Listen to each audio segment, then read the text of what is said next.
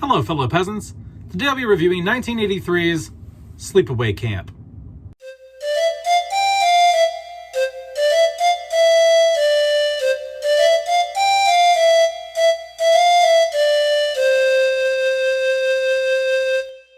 Alright guys, I watched Sleepaway Camp. I finally got around to it. This came out in 1983. It seems they wanted to jump on the success of the Friday the 13th franchise and do a teenage camp time slasher, and so that's what we got here. What is it about? Basically, the film starts out with a father and his two kids being injured in a boating accident. One of the children goes off to live with a family. And the parent that they get adopted by is a friend of the family. They're a doctor. And so 8 years later, the kids go off to a camp for the summer. And while they're there, people are dying, they're getting murdered. So there's a killer at the camp. They're trying to figure out who it is. So you spend the whole film wondering who is killing these people and why. Like, what is the motive here, okay? And so that is what Sleepaway Camp is about. And there's a twist at the end, and I'm going to give you a spoiler. So spoilers ahead if you haven't seen this movie and you don't want it spoiled, because there is like a kind of a twist at the end. Just don't stop watching. All right, so what do I like, what do I not like about Sleepaway Camp? What I like is the camp atmosphere. I really like that. It's fun. The 80s nostalgia, just the 80s vibe of the film.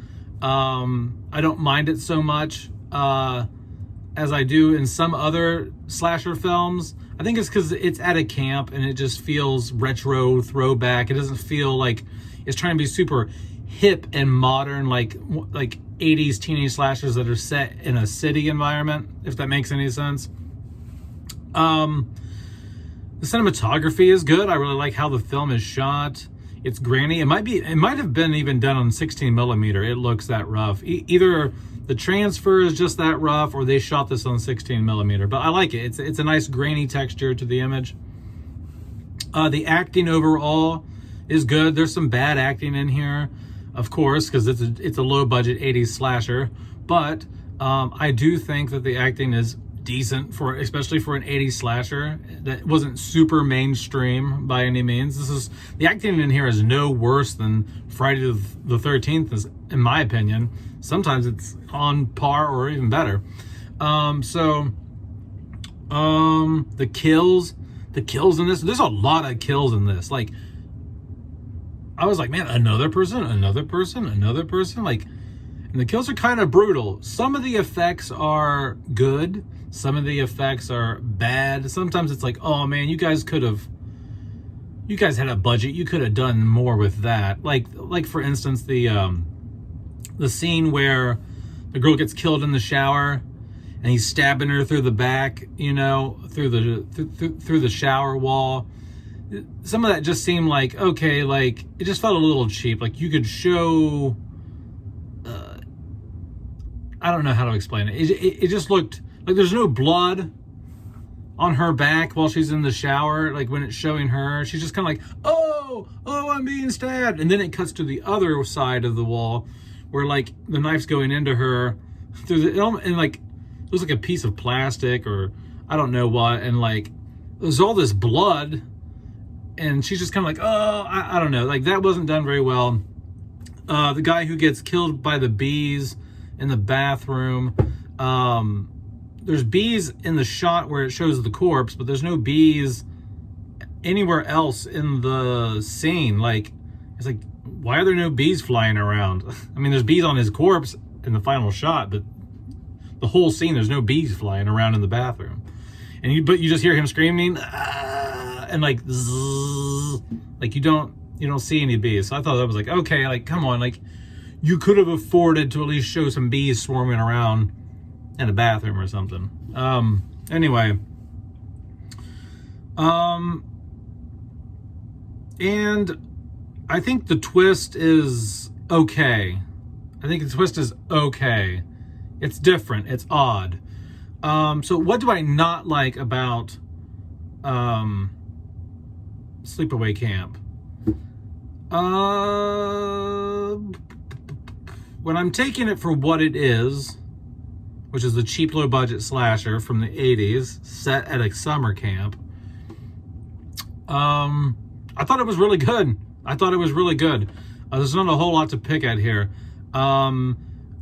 Other than some of the, I liked the kills in general. Like I said, I liked the kills in this, but the execution of some of those kills when it comes to cosmetics and special effects was lacking. So there's definitely that. I mean, I like the idea of the kills, how the people were killed, but just sometimes the visual execution of it was not up to par, in my opinion. I don't know if Tom Savini was involved in this or not, but maybe he should have been. If he was, it was a bit of a letdown compared to his Friday the 13th work. Anyway, and I don't like.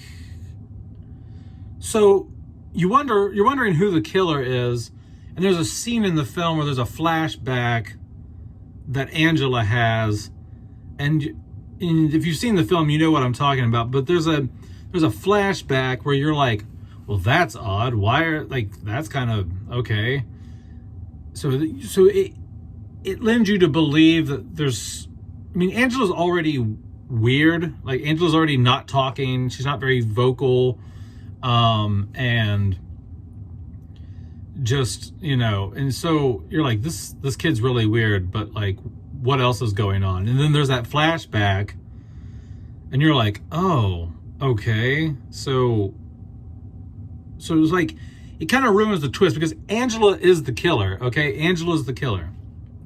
And I think the twist reveal would have been much better if they hadn't shown that flashback, because that flashback shows that something weird, something else is going on with Angela's home life and her past that makes her a suspect now. Like, I wouldn't have really considered Angela the killer if it hadn't been for that, like, 5, 6, 7 second flashback.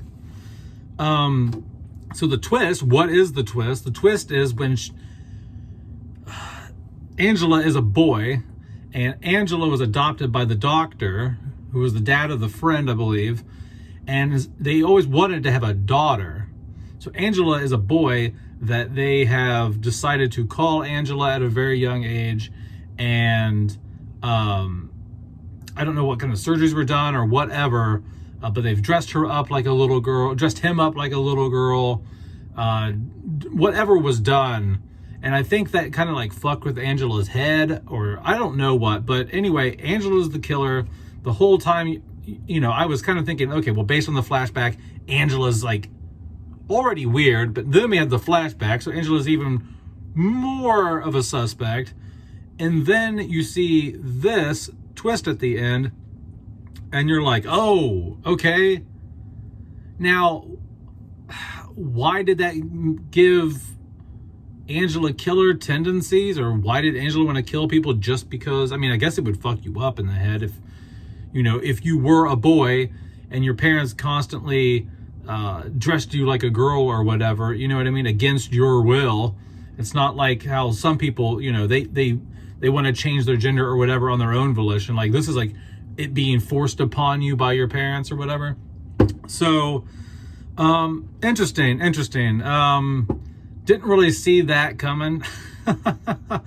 But all in all, I really liked the film. I thought it was a decent slasher. I'm actually going to watch part 2 and part 3 here soon, so stay tuned for that. And yeah, guys, let me know down in the comments below what you think about Sleepaway Camp 1983.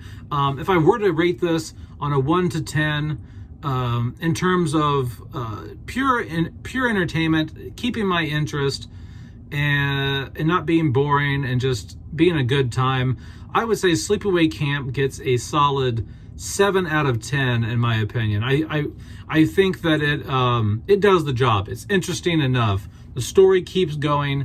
Sometimes these camp slashers can be a little dry and mundane and not much is going on, but it managed to keep my interest the whole time. So, and that's what a film's supposed to do. It's supposed to let you escape, tell a story, entertain you. And I think it did about a good solid 70% for me. All right, guys, have a good one, peasants. Peace out. Bye-bye.